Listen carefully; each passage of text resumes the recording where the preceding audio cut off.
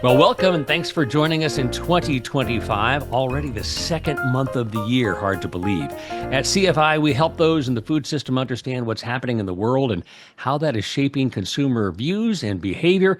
For the global perspective, we have the benefit of our good friend, Dr. David Hughes, professor emeritus at the Imperial College of London, global traveler, decades of experience in the food and drink industry, and British Airways has named a jet after him. So, David, welcome. Great, lovely to be here. Yes, I'm traveling still. Last week I was in Portugal, and actually next week I'm in Portugal too. And whenever I go to Portugal, this time it will be for my favorite supermarket there, which is called Pingo Doce. And Pingo Doce is the number 2 supermarket chain, and actually it's co-owned by Ahold Delhaize. Oh, And really? I mean, you guys know that it's the Dutch firm that Yep. is owner of Food Lion, Giant Food, Hannaford, Stop and Shop, and others, as it happens. And no, Portugal's great for me because I go to the local restaurants. I have as they call it, the Prado do Dia, which is dish of the day, and have some of these sort of classic Portuguese dishes, like, for example, the national dish with salted cod, which is bacalhau, salted Ah, cod, sliced potatoes, onions, and wait for it, scrambled egg. And it's not everyone outside Portugal's number one, but the Portuguese consider it numerum, which is Portuguese for number one. So I just hold my nose and eat it, Charlie. understand. I was reading a really interesting article yesterday from Rabobank that seafood globally is projected to eclipse poultry in consumption in 2025. So that will be interesting. And you have some data on seafood consumption in Portugal versus the United States. Yes, they're right at the top there, along with Japan, Iceland, Hong Kong. Then what they're 3 to 4 times more than Charlie. It's like 140 pounds of seafood. Incidentally, that Rabobank, I think what they're saying is that the growth in consumption Mm, highest. Actually, poultry will still be number one, but fish is growing, both farmed and indeed surprisingly ocean caught fish at the moment. You can see, but also the growth in the salmon industry, but that's another matter. very interesting. Very interesting. Well, for those of you listening, we are pre-recorded today to accommodate travel schedules, so we will not be able to answer questions, but we do appreciate you listening. Topics today include uneasiness about global trade. Everybody's concerned about tariffs, the potential impact, declining red meat consumption, and the latest proposal to quiet concerns of British farmers. We're going to kick off in the U.S., where January was a busy month with inauguration and a new administration with lots of impact beyond our borders. So, topic number one, global trade. David, what's the perspective? Oh, right. Well, UK, European, global media is just full of it. And it's, of course, President Trump's tariff threats. I mean, in the UK, you're our senior trading partner, by the by. But we run a $90 billion trade surplus with you. But intriguingly, it's actually all about services. So we Hmm. export to you a lot of services, financial, insurance related. And our food trade with you is pretty modest. We export, you could guess, whiskey, lots of it, gin, and then Scottish salmon. And our big imports from you on food are Californian wine, nuts from California. We like Californian nuts and soybeans, I guess, from the mid West. But our view here is that we're probably not foremost in the tariff crosshairs, the hit Mhm. list. Uh, but if my adopted country, by the by, I'm a Canadian dual citizen, are they worried? You know they are, along with China, Mexico, Vietnam, Japan, and South Korea. So no, it's a huge issue and very, very disruptive. But on the say of the announcements too, it's not trade related.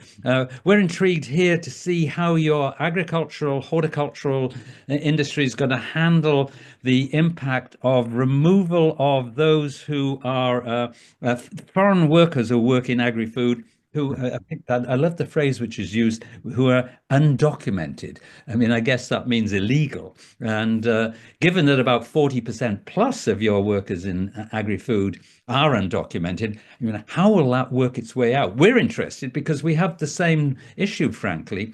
Sure. Particularly in the same industries, not least in horticulture. And ours tend to be legal, but the government is just resisting the pressure to give us bigger quota of imported labor.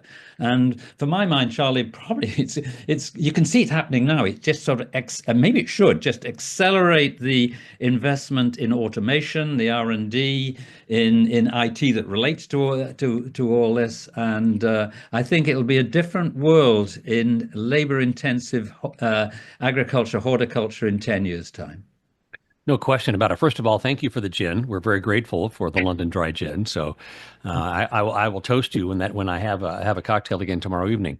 But it's interesting because when you think about the trade-offs, I was reading an interview with a CEO from a large meat company today, and he was talking about the ripple effects, that if this market is not available, then we'll divert to this market or perhaps to something else. And you begin to see some of those ripple effects that are clearly unintended, but no less consequential.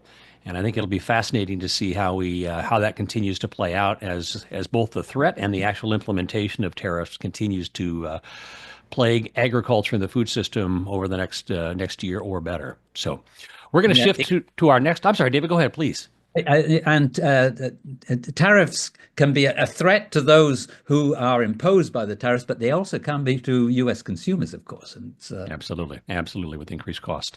So, second topic. This is interesting, and I'll comment on this after you've had a chance to weigh in, based on some recent experience. But it's the shift toward plant-based or plant-forward diets, which is really changing the historical narrative that we've seen, since the dawn of time. As people's income increases, they went from a legume-based or a plant-based diet to an animal-based diet for protein, but we're seeing a shift in that. What's happening in the UK?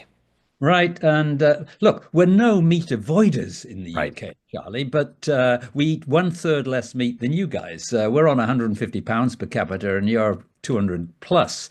And look, red meat consumption has been slowly declining over time, actually in the UK and through Europe too. And what's more, there's been a real kerfuffle recently because of high food price inflation, particularly 22, 23, where because meat was relatively high priced in terms of food items, it took a really big hit. It's recovered a little in 24, but it's still well below what it was in pre-COVID. And so, why are we drifting away from it? Is it all about vegetarianism and plant-based? Well, less so. It's about price, as I've already mentioned. It's about the competition, which is chicken, which is perceived to be, particularly for children, so more acceptable. Cooks find it more versatile. It's often in a form which is more meal-like than just the meat. But what intrigues me, it also relates to aging population demographics. So in the UK, the median age is 41. Actually, in the US, it's 39. To give you some perspective, in Nigeria, it's 19. That's the difference. But wherever you see aging demography, then people tend to eat less and not least less meat. But intriguingly, in the UK, we're not eating meat less. We're still eating it in the same number of meals. But when we have those meals, we have less meat in them. And what's more, if you look at the nature of meals, so for example, lunches tend, if there's a meat component of it, now increasingly the meat is wrapped in, say, pastries, in sausage rolls, and there's just less in there as they cut back on the meat. And you can see the same for us as we move towards ready meals. In many supermarkets in the UK, there is much more shelf space given to ready meals than there is to old traditional meat cuts, if you will. Mind you, ready meals have taken a bit of a thrashing through the food price inflationary period, apart from premium ready meals, which have just gone skyrocketing. Interesting. The number one brand, Charlie Bigham's brilliant products, have tripled in sales over the last 5 years, and it just underlines for me the impact that high food price inflation has had on food services. And so we're electing not to eat out, but to attempt to eat out in, if you will, Right. using restaurant quality ready meals. But you're going to see this decline in red meat consumption. It will continue. Yeah, I don't think there's any doubt about that. I had the opportunity to speak to a group in Berlin last week of dietitians. A couple of things there. A lot of interest in plant forward diets that include more plants, certainly allow for meat, but focusing on that. And the focus is better for me, better for the planet, that perception. And then when you're talking about premium ready meals, I don't know that you were referring specifically to frozen, but there was a presenter there as well who talked about the growth in premium frozen. So very, very interesting dichotomies as people are looking for ways to cut back and save on their income, save on money, but also look for opportunities to improve health as we continue to age. So fascinating cultural changes that are taking place. And one of those topics is, as we think about less meat, has been plant-based and then also cell-based meat. So there are those who've been very interested and eager, particularly in animal agriculture, to say those things are going to happen, plant-based, cell-based, and then you have people on the other end of the spectrum celebrating that. So what is your read on those technologies and when we might see them commercialized in a way that they actually have impact on the market? Well, plant-based did take a good hammer, and for good reason too. In many cases, it was higher priced. It wasn't tasty. Increasingly, it was perceived to be UPF, ultra Yeah. processed.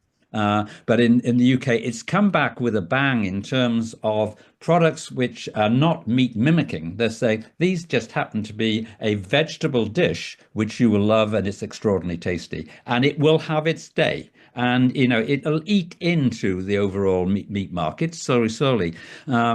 Cell-based meat. I'm always asked about cell-based meat whenever I talk to meat audiences, and my stock response is to say, "Not in my lifetime." And there's a great sigh of relief that goes around the room. And then I remind people of, well, they don't know in the first place, to say, look, next month I'm 77, for goodness sake. So I'm not going to be around that long. It will have its moment. It will have its moment. And it will have its moment when it can be produced at scale and at a comparative price. And slowly we'll get there. And then we'll see how consumers handle this, whether they're willing to go with this technology or not. Yep, interesting. Well, lots of concern and hand wringing among the agricultural producers, as you noted, because of labor, because of proposed tariffs, a whole range of different topics that are putting pressure on agriculture. And you've noticed and reported over the last couple of months about some proposed changes in the tax structure that are really riling the farmers in the UK. What is the latest? Any new developments there? Right, yes. So inheritance tax on family farms, it's a sort of huge political issue for the rural sector. For me, I think it's more emotional than anything else, because actually, if you get organized, you can legally get around that tax by actually gifting, if you will, the farm to the next generation. Should probably do that anyway. But it is emotional, it's political. The supermarkets have come out as one, supporting the farmer view that the inheritance tax should be rescinded. But I tend to think that's more sort of PR supermarket stuff than anything else. The government are not going to shift, but they've come up with a new proposal, and it's, wait for it, a New Deal for farmers. It's sort of Roosevelt-esque. It's got that 1930s American style to it. And the components of it, the major ones, are a view that we should increase self-sufficiency.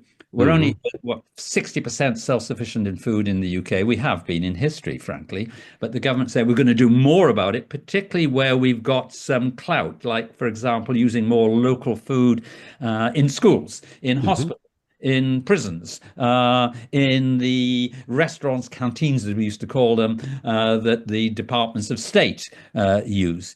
They're going to make imports coming into our country that meet the same standards on the environment, sustainability, animal welfare as our own farmers have to. And interestingly, they're going to accelerate the regulation legislation relating to gene editing. one theme. The other theme is that they're going to allow farmers to diversify more easily. And just to remind you, Charlie, of course, in the UK, our farms are very near our towns. Right. They're not in the middle of the Midwest, for example. And so, but if you want to change a building use from farm use into, say, commercial use, you have to apply for authority, And they say, we're just going to make that easier. And also, if you want to build on your land so that you can use smaller buildings if they're appropriate for tourism, we're going to do that too. And the next thread is the restoration of nature is what they call it. I mean, rather disappointing, pitifully, actually, we don't score well on biodiversity in the UK, which is shocking, really. We should be better at it. And the government has just upped $4 or $5 billion to give farmers some seed money, if you will, to improve their performance in that regard. Related to that too, there's things related to farm assurance. So farmers have been really bloody annoyed that there's a long line of auditors outside their farms because they have to meet requirements for their various customers and also for government. And the government is saying, look, let's consolidate this. Let's simplify our farm audits. Let's have the similar target. Let's agree on our future environmental ambitions and then head in that direction. And overall, they're attempting, God love them, to improve the competitive position of UK agriculture. Many, many topics there. I'm fascinated by the what seemingly fundamental transition from opposing technology using the precautionary principle to now saying we want to support gene editing and other kinds of technology that will allow us to become more self-sufficient. So it will be fascinating to watch over the coming year. David, as always, a bevy of fantastic information helping us stay current on what's going on globally. Enjoy your salted cod, enjoy Portugal, and we look forward to seeing you again in March.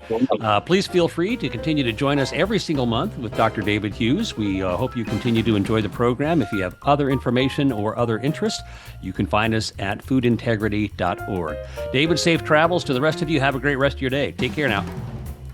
Cheerio now. Take care. Bye-bye.